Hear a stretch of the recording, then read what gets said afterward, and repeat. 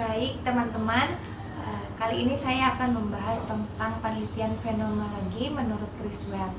Pertama-tama kita akan membahas apa sih sebenarnya penelitian dengan pendekatan studi fenomenologi ini. Pertama-tama, studi fenomenologi ini menurut Chris Webb merupakan studi yang berusaha mencari esensi makna dari suatu fenomena yang dialami oleh beberapa individu. Dengan kata lain, penelitian ini fokus pada pemahaman dan penemuan konstruksi makna dari perspektif subjek atau partisipan penelitian yang diungkapkan dari esensi struktur pengalaman personal subjek tentang berbagai fenomena. Artinya, penelitian jenis pendekatan ini dimulai dari sebuah fenomena, dan tentu saja studi fenomenologi ini dilakukan dalam situasi yang alami karena berkaitan dengan fenomena, jadi otomatis situasinya juga alami. Dengan demikian tidak ada batasan dalam memaknai atau memahami fenomena yang dikaji, dan peneliti bebas untuk menganalisis data yang diperoleh. Chris Webb sendiri mengatakan bahwa pendekatan fenomenologi ini menunda semua penilaian tentang sikap yang alami sampai ditentukan dasar tertentu. Penundaan ini disebut epoche atau jangka waktu. Konsep epoche atau jangka waktu ini adalah membedakan wilayah data subjek dengan interpretasi peneliti. Konsep epoche menjadi pusat di mana peneliti menyusun dan mengelompokkan dugaan awal tentang fenomena untuk mengerti tentang apa yang dikatakan oleh responden. Nah, dalam hal ini saya memahami bahwa pertama-tama pendekatan ini merupakan metode dalam memahami pemaknaan pengalaman orang lain dalam perspektif netralitas, karena tadi alami, jadi ini pengalamannya netral karena kita tidak buru-buru untuk menyimpulkan. Dalam situasi ini, peneliti menggunakan preferensi orang bersangkutan untuk merekonstruksi dalam dan berdasarkan pengalaman orang tersebut.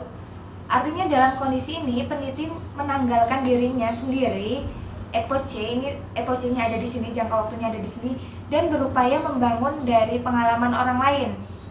Kedua, dalam menggali data pada pendekatan ini dapat dibantu dengan disiplin ilmu yang lain. Maka dengan demikian, fenomenologi sebagai metode penelitian dapat mendeskripsikan dan menggambarkan suatu fenomena secara apa adanya, tanpa memanipulasi data di dalamnya.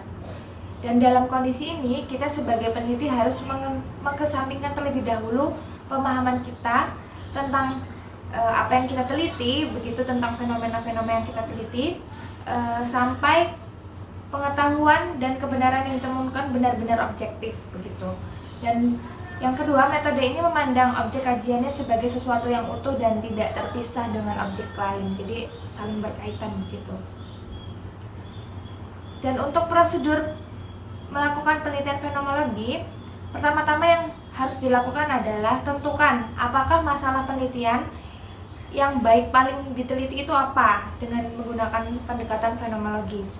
Nah, tipe dari masalah yang paling cocok untuk bentuk penelitian ini adalah masalah yang penting untuk dipahami beberapa pengalaman umum atau bersama individu dari suatu fenomena. Jadi ada masalah, fenomena apa, masalahnya apa, dan banyak orang itu mengalami, itu yang paling penting. Dan identifikasi fenomena yang menarik untuk dipelajari dan gambarkan. Kemudian bedakan dan tentukan asumsi filosofis yang luas dari fenomenologi. Kumpulkan data dari individu yang pernah mengalami fenomena tersebut dengan menggunakan secara mendalam ataupun menggunakan teknik wawancara ganda. Nah, jadi tentu saja kalau fenomena banyak yang mengalami, jadi kita harus mengumpulkan individu yang mengalami fenomena tersebut, kemudian nanti ditanyai secara mendalam menggunakan wawancara. Kemudian hasilkan tema dari analisis pernyataan penting. Tentu saja individu itu menghasilkan tanggapan-tanggapan berkaitan tentang fenomena itu, dan kemudian kita bisa menghasilkan tema dari pernyataan penting yang dianalisis dari individu-individu yang kita teliti itu. Lalu kembangkan deskripsi tekstur dan struktural.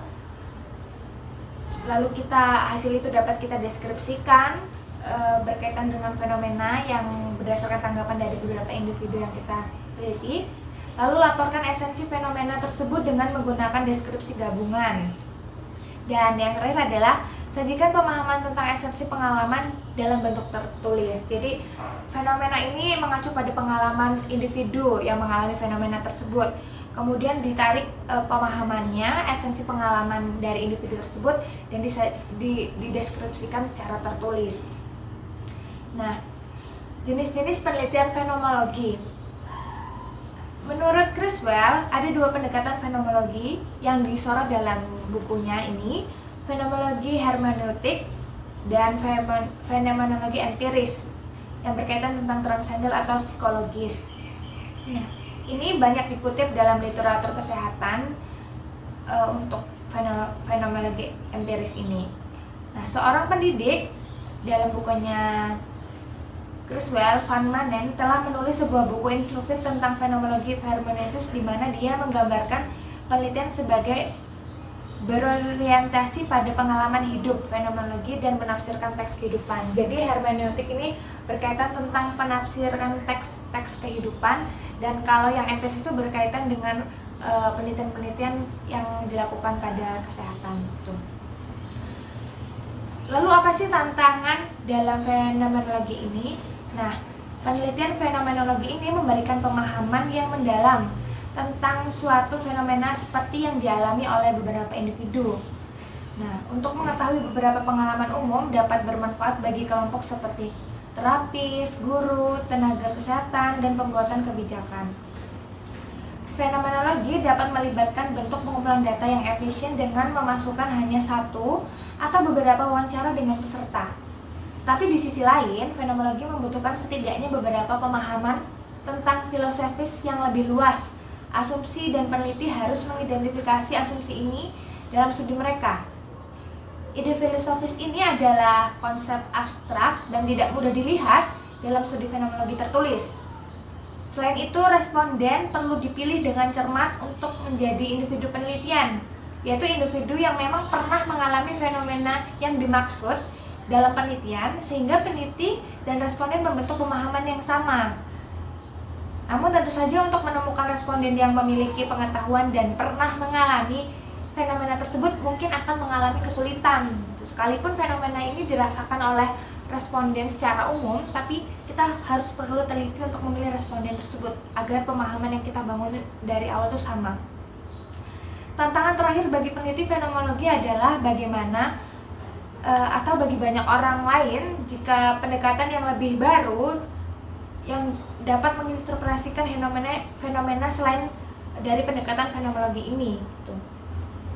Dalam buku Criswell dikatakan Smith, Flores, dan Larkin telah memulai pengembangan analisis fenomenologis interpretatif sebagai kerangka penelitian kualitatif yang didasarkan pada psikologi dan dipengaruhi oleh fenomenologi dan hermeneutika serta ideografi.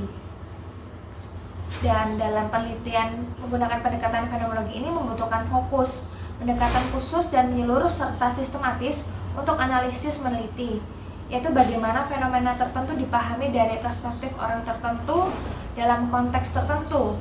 Interpretatif analisis fenomenologi ini melibatkan hermeneutika ganda, karena ia tidak hanya mengintegrasikan pengertian peserta pengalaman hidup mereka, tetapi juga upaya para peneliti dalam memahami bagaimana peserta memahami dunia pribadi dan sosial mereka. Jadi tidak hanya semata-mata mengintegrasikan pengertian-pengertian atau pengalaman tanggapan-tanggapan responden terhadap fenomena itu, tetapi juga peneliti harus berusaha untuk memahami bagaimana peserta itu memahami dunia pribadi dan sosial mereka gitu.